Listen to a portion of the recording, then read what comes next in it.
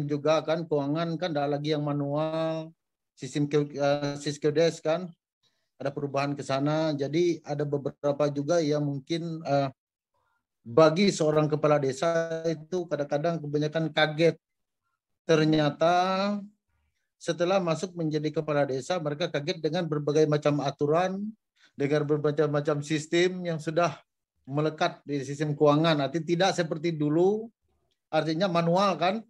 Kita bebas untuk menggunakan anggaran dan artinya keuangan itu manual kan, artinya perubahan itu enggak kadang-kadang kan bisa diperbaiki di tengah jalan atau seperti apa gitu kan. Nah sekarang sudah enggak bisa karena sistem ada di input dari awal gitu kan. Iya ya. Itu. Jadi karena terakhir dulu saya kan ya, jadi terakhir saya tahun 2015 ya. 2015 itu kan terakhir dengan yang manual dengan perpindahan ke Siskedes kan. Siskedes tuh. Jadi di situ saya yang mengikuti karena saya kan sempat menjadi PJ dulu, PJ Kades kan di Desa Uran. PJ Kades selama 2 tahun 7 bulan tahun dari itu? tahun 2015 itu. Berapa tahun jadi ya, PJ Kades? Ya? 2 tahun 7 bulan, Bro. Wah, lumayan 2 ya. 2 tahun 7 bulan. Iya. Ada juga Jadi alumni itu, kita di itu. Murung Raya itu, dia pernah jadi PJ Skades juga. Tapi dia baru aja sekitar 2019 kemarin dia jadi PJ Skades sampai dengan 2021 kayaknya. Lumayan juga itu jadi PJ Skades itu. Latihan memimpin desa ya. Iya betul. Itu pengalaman Bro jadi dengan gimana sistem waktu kan jadi termasuk PJ itu?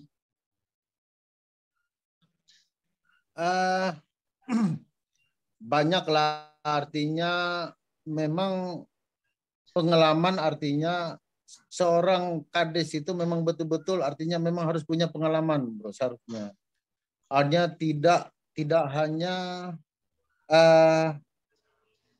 keinginan toh yang menjadi seorang kades, tetapi dia harus punya dasar, sebenarnya punya pengalaman dan punya wawasan sebenarnya. Ya, punya pengetahuan ya, Artinya menjadi seorang pengetahuan, kades. keterampilan, pengalaman ya. Ya. Karena kan banyak yang terjebak, terserang saja, artinya sekarang ini kan kita tidak bisa tutup mata lah, artinya banyak ada beberapa desa pada waktu pemilihan kepala desa itu kan, kalau kita kasar, kalau kita bilang di kampus dulu kan ada money politik gitu. Nah, jadi di situ, jadi mereka kan tidak segan, artinya dengan pada waktu awal menjadi kades itu, pengen menjadi kades itu mereka sudah mengeluarkan uang.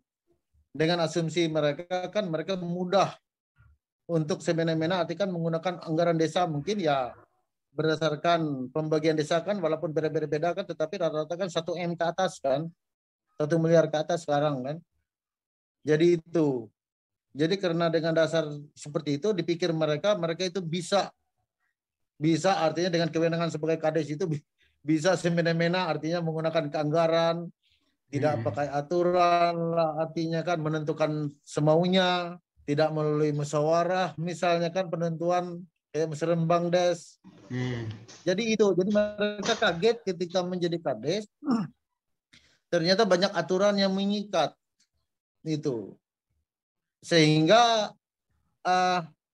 banyak kades belum sampai mungkin ya seperti yang sekarang ini kan banyak yang tersandung kasus akhirnya. Itu.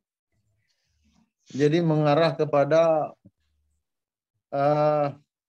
ya kasarnya korupsi lah, dalam artian membawa lari uang desa lah, proyek fiktif lah, gitu kan. Jadi banyak kegiatan fiktif lah, gitu.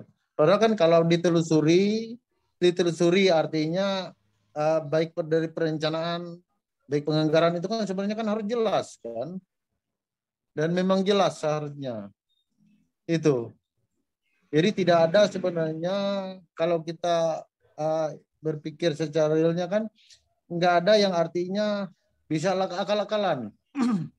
Karena kan transparan, artinya uang desa ini berapa persen yang untuk penggunaan untuk operasional pemerintah desa, operasional BPD kan, kemudian ada yang untuk pembangunan, pemberdayaan, begitu. Jadi itu yang mereka kaget ketika itu sudah ada porsi, ada presentasi masing-masing penganggaran itu. Dan lagi ditambah lagi sekarang ini kan, apalagi COVID kan, banyak saya dengar itu Kades mengeluh karena COVID kan, karena banyak yang anggaran desa itu di apa namanya itu dikurangi untuk biaya untuk pembiayaan seperti BLT kan, kemudian bansos misalnya seperti itu kan, untuk orang-orang yang tidak mampu yang terdampak oleh COVID kan. Sehingga untuk fisik itu kan hanya sekian persen lagi sisanya. Jadi kecil anggaran desa itu sekarang ini untuk fisik. Itu. Jadi saya kurang persis artinya mengikuti sekarang untuk pembagian itu berapa persen karena saya kan sudah hendak lagi di Pemdesnya itu. Saya kan sekarang nih seksi pelayanan, dikasih pelayanan di bawah seksi pelayanan. Tetapi rata-rata saya mendengar dari pendamping desa, fasilitator di desa itu kan, itu memang keluhan desa sekarang. Karena banyak yang sudah ditentukan berapa persen dari keuangan desa itu yang digunakan untuk penanganan masalah COVID ya. Dampak COVID. Ya, COVID itu. Bro, sejauh ini perubahan apa saja yang sudah dialami oleh desa ya? Mungkin mulai dari perubahan di bidang pemerintahan, kemudian pembangunan, sampai dengan bidang pemberdayaan masyarakat dan sosial ya. Iya. Memang banyak perubahan, artinya yaitu tadi dari sisi pemerintahan ke keuangannya ada perubahan kan. Itu banyak aturan-aturan yang mengikat seperti adanya pajak kan, dalam pelaksanaan fisik kan masih ada pajak segala itu yang jadi harus benar-benar yang tidak mau dipatuhi oleh seorang kepala desa. Itu. Jadi ada beberapa aturan yang memang harus dipenuhi oleh kepala desa gitu. Kemudian memang ada beberapa juga yang kendala desa dalam artian kan, memang makanya itu tadi dari kemampuan sumber daya manusia jadi seorang kepala desa ataupun aparatur pemerintah desa itu. Jadi keterbatasan mereka ini juga yang kadang-kadang membuat lamban proses. Kadang-kadang kan di pihak kecamatan kan mengalami kesulitan tentang misalnya pendampingan tentang pelaksanaan fisik kan. Kadang-kadang SPJ-nya lambatlah masuk. Begitu. Seharusnya kan ketika mereka meminta permohonan misalnya untuk rekomendasi dari kecamatan atau pencamat kan, rekomendasi untuk pencairan DD maupun ADD kan, mereka kan harus melampirkan SPJ pembangunan yang dilaksanakan yang dengan artinya keuangan yang sudah dicairkan terlebih dahulu kan. Itu. Kadang-kadang rentetan itu yang lambat. Jadi mereka itu pengennya apa ya namanya, karena itu memang masuk di rekening mereka kan keuangan itu, tetapi tidak bisa dicairkan kalaupun misalnya tidak ada rekomendasi dari camat tentang itu. Ya. Jadi kadang-kadang itu yang harus dipahami oleh mereka. Iya. Kemudian juga memang satu keterbukaan memang dari kepala desa memang itu sangat diharapkan, bro. Artinya kenapa diharapkan? Ketika pembangunan, misalnya perencanaan pembangunan itu kan harus sebenarnya kan mengundang masyarakat banyak. Artinya kan untuk menentukan usulan-usulan tahun itu dalam musrenbang kan, ataupun di pra musrenbang itu kan, harusnya kan semua dari ketua RT, masyarakat, tokoh masyarakat kan diundang, betul-betul musyawarah apa yang memang kita butuhkan. Ini kan kebutuhan masyarakat. bukan artinya kepentingan. Nah itu. Jadi banyak yang memang harus, tapi kan ya itu kita tidak menutup juga artinya bahwasanya di perencanaan itu kan kadang-kadang masih ada intervensi kepala desa lah kalau kita bilang. Artinya ada perencanaan yang masih tanpa artinya melalui musyawarah dengan masyarakat. Tapi itu kan ya itu yang saya bilang artinya banyak kegiatan dari kepala desa. Ternyata jadi kepala desa itu tidak mudah. Tidak mudah artinya banyak aturan, banyak syarat, banyak dokumen yang disiapkan. Jadi mereka sepertinya ada yang mengeluh melambatkan pekerjaan gitu karena selalu dituntut kan. Iya. Kan dari pihak seperti kecamatan, dari pihak pendamping desa kan menuntut mereka untuk membuat SPJ pertanggungjawaban yang benar, artinya setiap mereka meminta kan, mereka sudah membuat pertanggungjawabkan. Nah, pertanggungjawabannya itu kalah, artinya tidak lagi masyarakat banyak yang tertutup terhadap akses informasi. Jadi bersyukur juga kan desa-desa kan, seperti desa kan ada yang mungkin melalui BUMDes juga kan mungkin ada yang membuka yang untuk yang berbayar kan, untuk sinyal yang untuk sudah ada ya kayak gitu ya. Iya kadang-kadang ada kan, ada beberapa desa yang saya lupa itu namanya itu kan dari desa dengan Telkom itu kan yang untuk membuka jaringan di desa jaringan di desa-desa ya. Saya ingat waktu 2008 saya ke Tumbang Balo itu di daerah Murung Raya itu kalau cari sinyal itu harus naik pohon. Iya. Iya betul. Terus handphonenya digoyang-goyang. Iya, makanya itu. Jadi kan memang banyak bagi daerah kita ini yang seperti itu. Juga terbantu lah karena ada perusahaan kan di sekitar desa. Nah kadang-kadang ada WiFi gratis kan. Jadi WiFi gratis itu yang membuka akses juga, kesempatan bagi masyarakat untuk mengakses internet itu. Iya. Jadi banyak memang perubahan. Cuman kadang-kadang banyak juga sih artinya permasalahan di desa kan yang masih tidak dapat diselesaikan kan, baik oleh masyarakat sendiri maupun pemerintahan kan. Karena memang tidak ada ide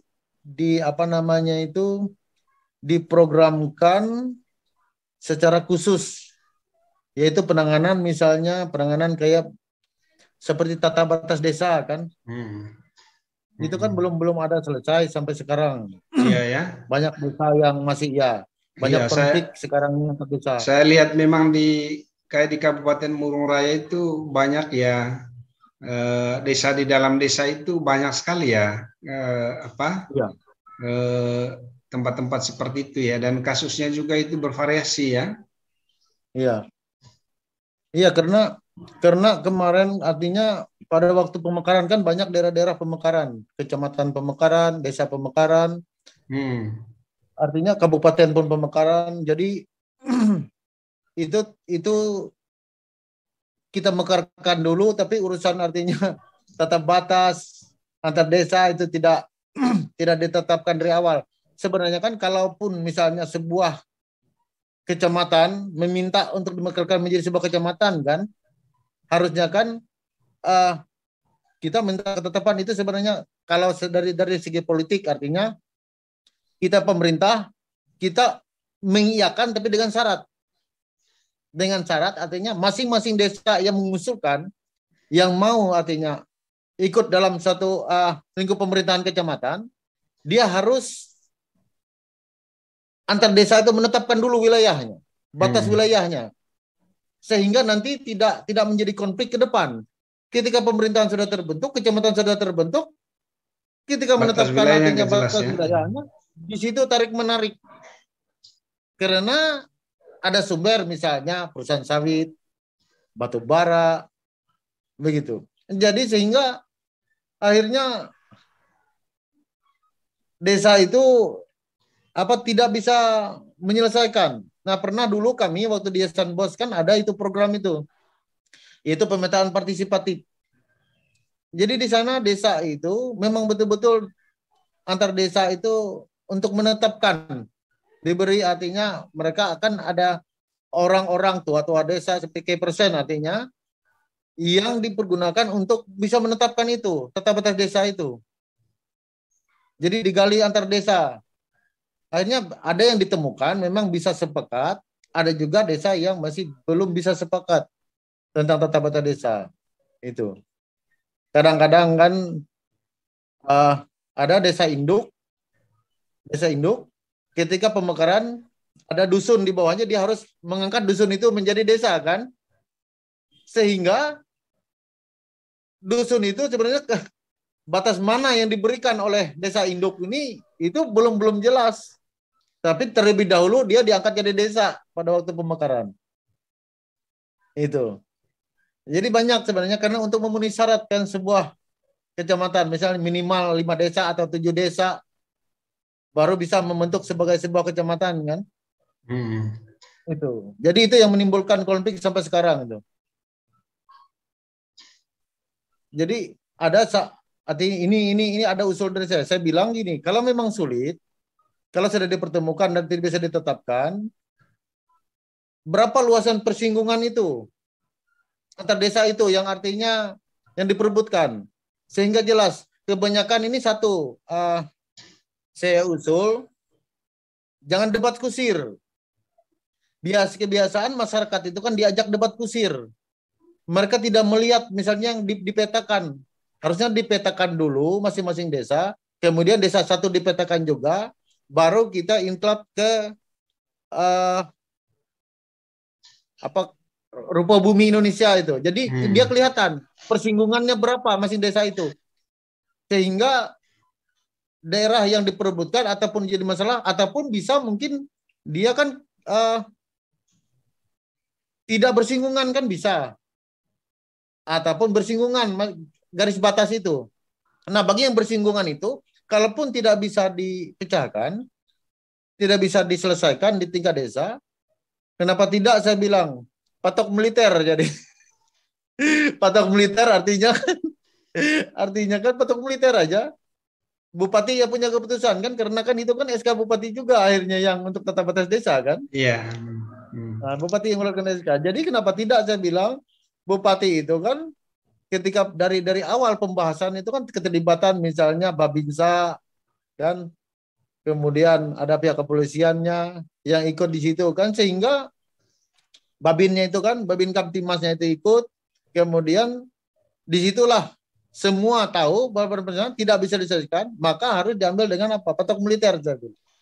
Artinya apa dia bagi dua, apa dia artinya kan, karena kita kan pemetaan, makanya saya bilang tidak debat kusir tadi, kita kan overlay ke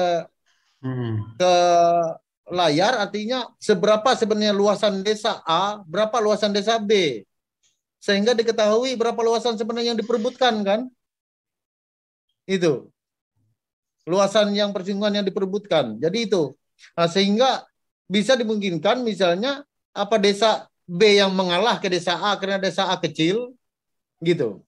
Tapi masyarakat melihat tidak yang artinya debat kusir, hanya si A bilang batas ini di sana, si B bilang batas di sini. Kita tidak tahu sebenarnya diperebutkan itu berapa sih luasannya, apa potensi di dalamnya, apa yang menjadi permasalahan, kan gitu kan. Karena biasanya di sini batas itu kan ada batas adat namanya kan. Iya. Dia berbatasan sungai misalnya kan. Sungai, kemudian dataran tinggi misalnya, pegunungan, perbukitan, itu yang jadi batas kan. Nah itu yang perlu diketahui gitu loh. Nah sekarang kan karena saya punya tanah di sana, jadi batas desa ini di sana. Padahal kan tidak seperti itu. Kan kita kadang-kadang tertawa, masyarakat menyatakan bahwa karena dia punya tanah di dekat desa sana, desa B misalnya, si A punya tanah dekat sana, jadi mereka mengakui bahwa batas desa itu sampai ke desa B. Jadi kan lucu. Padahal enggak seperti itu kan. Banyak asumsi di masyarakat. Apalagi dengan adanya misalnya wilayah tambang, wilayah pelabuhan, pelabuhan batubara karena ada pelabuhan batubara di situ, ada pelabuhan misalnya apa di situ. Jadi itu yang diperebutkan. Memang kompleks. Pelabuhan padahal untuk nyebrang sungai aja ya. Ya. Enggak ada, kalau di sini kan ada pelabuhan tambang kan, pelabuhan batubara kan, Sekayun itu. Nah, jadi karena ada potensi ekonomi seperti itu, ada potensi yang ya artinya menjadi sampingan lah bagi desa. Nah, jadi itu yang diperebutkan. Itu yang kadang-kadang. Oke bro, ini gimana sekarang perkembangan hubungan desa dengan kabupaten? Di beberapa tempat itu masih ada problem ya, terkait dengan hubungan desa dengan kabupaten ya. Kabupaten itu ya belum menempatkan desa itu sebagai sebuah unit pemerintahan, sehingga kadang-kadang ya ketergantungan terhadap desa itu dianggap masih tinggi. Padahal sebenarnya enggak begitu. Iya. Ya itu kan memang itu yang menjadi pemikiran di kita. Artinya ketika kita melihat otonomi desa, katanya kan otonomi murni itu kan di desa. Iya. Itu otonomi murni itu di desa artinya. Tetapi kan kadang-kadang juga dalam penggunaan keuangan desa kan masih ada pembatasan, ada aturan yang ditetapkan bahwa sekian persen misalnya untuk fisik, sekian persen untuk pemberdayaan. Bahkan untuk kegiatan-kegiatan pun masih ada dari Pemda itu bro. Jadi misalnya untuk kegiatan Karang Taruna ada sekian. Iya, petunjuk. Instruksi bahkan diminta oleh instruksi itu. Nah jadi itu sebenarnya, padahal kan mohon maaf bro ya, termasuk pelaksanaan BUMDes. Kalau bagi saya, kalau pelaksanaan BUMDes boleh saja, misalnya wacana BUMDes itu kan seyogyanya ada, tetapi kan tidak bisa digeneralkan untuk semua desa di Jawa, di Kalimantan, Sulawesi kan tidak bisa. Karena gini, permasalahan BUMDes ini, oke, kalau hakikat itu kan bagus. Ada di Jawa, beberapa Jawa kan kita studi banding itu kan dia berhasil mengelola itu, keuangan BUMDes itu. Nah, ada beberapa juga desa yang di Kalimantan ini mungkin berhasil dia BUMDesnya. Karena ada, mohon maaf bro ya, artinya karena ini kayaknya ada dipengaruhi dengan apa ya namanya, adat budaya masyarakat yang tidak biasa dengan namanya menjalankan BUMDes, yang sifatnya apalagi misalnya mengelola keuangan itu dikelola oleh banyak orang sama-sama. Nah itu kan kadang-kadang kan. Jadi akhirnya apa? Mending kalau misalnya uang itu sama-sama dikorupsi oleh semua anggota, oke. Dijalankan. Atau misalnya keuangan itu akhirnya misalnya hanya dikelola oleh ketua, sekretaris bendara, misal pengurus inti. Nah, jadi kadang-kadang itu yang maksud saya tidak bisa kita paksakan. Ada beberapa tidak bisa kita paksakan, artinya untuk pengelolaan seperti BUMDes kan. Tidak harus, harus, kalau tidak misalnya dipotong sekian persen keuangan desa kalau tidak melaksanakan BUMDes. Saya kira punishment seperti itu juga enggak enggak kurang tepat lah. Itu karena kan desa kan, mohon maaf, ada kan seperti desa yang memang tidak punya pengalaman untuk melaksanakan BUMDes.